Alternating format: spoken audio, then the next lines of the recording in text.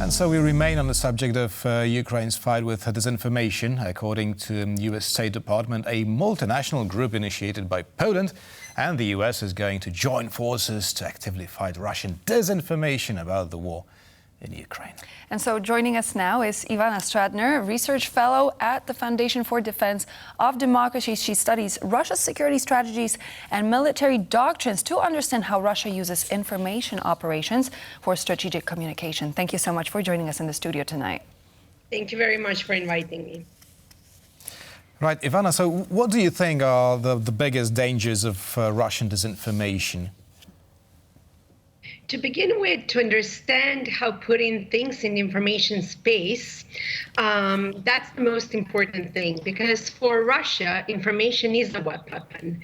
And the Russian Minister of Defense openly claims who has information superiority is going to win this war. So that's the reason why Russia has spent tremendous resources on strategic communication, on their disinformation campaigns, whether to discredit efforts by the West in Ukraine, whether to Western societies over the elections that are going to happen in the West, whether in the United States, in the United Kingdom, or we just had elections in the European Union. There are also elections this year in Georgia and Moldova. So there are numerous ways that Russia has operated, but it's not only around the election times, it is also a broader picture of basically showing that the West is not a reliable partner, that the West has opened a new front in Ukraine, but also to organize chaos across Europe and the West to polarize societies even further. So having said that, this latest effort by the United States to lead along with Poland a mission to counter Russian propaganda, it is tremendously important. It is along with different other countries, including France and Germany and Finland and Slovenia, basically to coordinate their messaging. But I'm also very glad to see that NATO will be involved over there, because recently NATO actually published a report claiming that hybrid warfare, it is a very, very important threat to NATO's security and the way that Russia operates. Usually they're setting informational conditions before creating chaos. So we see that this important territory in the information space to Russia. And the reason why Russia has been quite successful, even though I'm confident to say our listeners might actually laugh about Russia's disinformation campaigns related to bioweapons, for example, that we are training here in Washington migratory birds to deliver weapons in Russia. Unfortunately, such campaigns are very powerful in the global south. So there is a wide scope of places where Russia has been very active, including just recently in Georgia or Moldova or the Balkans, even closer to the European Union. So this is a step in the right direction. But there are certain problems that I want to emphasize.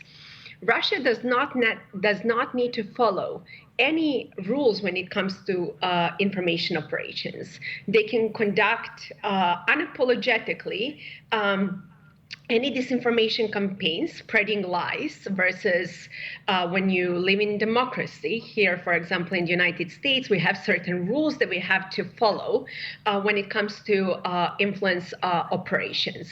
So far, we've been really, really good at exposing Russian activities in the information space, but that is definitely not enough. We have to also put Russia on the defensive, so their intelligence and military actually spend time, energy, and resources defending themselves. So as we look at the disinformation, obviously all of us have access to our phones, to our smartphones, iPads, internet in general. So what would you say is the audience of the Russian disinformation?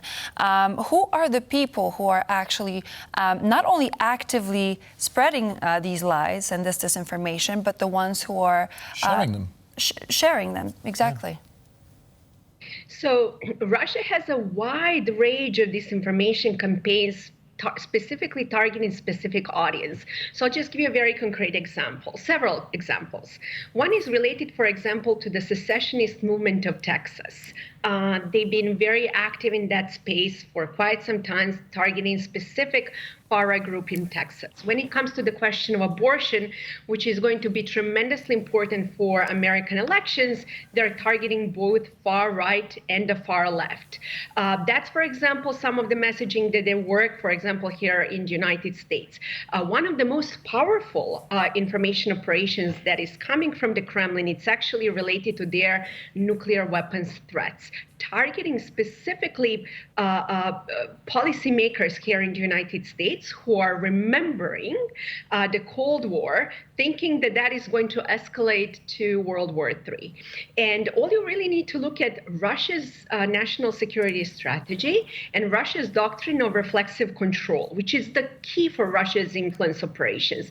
Basically feeding your opponent with information that he or she believes will benefit him or her, but actually it benefits the Kremlin. So that's how Russia has been successfully reflexively controlled the United States. But it's not only about here. Russia also has certain messaging for Europe, for Germany, for example, specifically related to energy sector, opening or starting a World War III, with certain escalations. In the global South, they have very different messaging. They love to spread disinformation campaigns that specifically the United States and United Kingdom, they are imperialistic countries that have thrown, the global South under the bus. So they know exactly how to target specific groups or around specific events. So you just name any issue that Russia can polarize, and they're immediately going to jump into that and polarize it further. Just, for example, what is happening right now in the Middle East, the way that Russia has been spreading disinformation campaigns about Hamas to further polarize the West, that's also something we should be looking at. So they have numerous messaging that are quite, effective based on the audience. And I always like to say the fact that both of you, or that I don't believe in Russia's influence campaigns related to bioweapons, it doesn't mean that they're actually not successful elsewhere in the world. And as I said, if Russia's military believes that who has information superiority is going to win this war, we better believe them, because Russia's Ministry of Defense also believes that non-kinetic to kinetic efforts are basically 4 times higher when it comes to non-kinetic moves. And my final point to that is just read one of the latest articles by from the Russia's Ministry of Defense, and advisor who is working in the information field, and he claims, to paraphrase it, that the most important threat coming to the Russian society is actually in the information space, and he claims that this battlefield will not be won on the battlefield or in finance or economics. It will be won in the cognitive war. And that's precisely how Russia has developed both defensive but also offensive capabilities to make sure to completely win this war in the information space. And then until... Yes, so let me interrupt you here, but how to do it? Because you said yourself that NATO cannot strike back at Russia in the very same manner, right? NATO obviously cannot spread lies and propaganda in Russia. So how to put Russia on this defensive side, as you called it? So to begin with, I'll just give a very concrete example. As we are talking, Armenia has claimed that they want to leave the CSTO, Russia's version of mini NATO. And the reason why they are leaving it is because Russia threw them under the bus when they asked CSTO for help when the conflict occurred with Azerbaijan. Putin didn't want to help. What a great opportunity to actually claim, while NATO is growing and expanding, it's actually that Russia's mini NATO is falling apart. We do not need to spread lies, and we can use such messaging in the global south to tell them that being a Russian friend is actually not a great thing, that they will throw you under the bus eventually. Just exposing Russian propaganda and writing all those reports, it is important, but it's not sufficient. We also need to go on the offensive and to make sure, to put Russia's military and intelligence, so they spend, their time, energy, and resources defending themselves.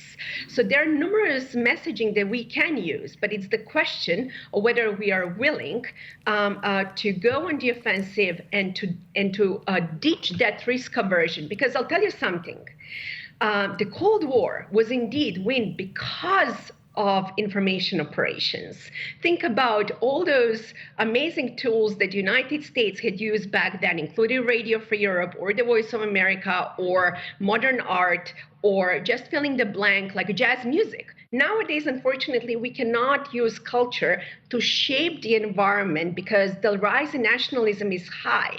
So we need to use the truth to actually show who Russia really is, that it's not a reliable partner. Right.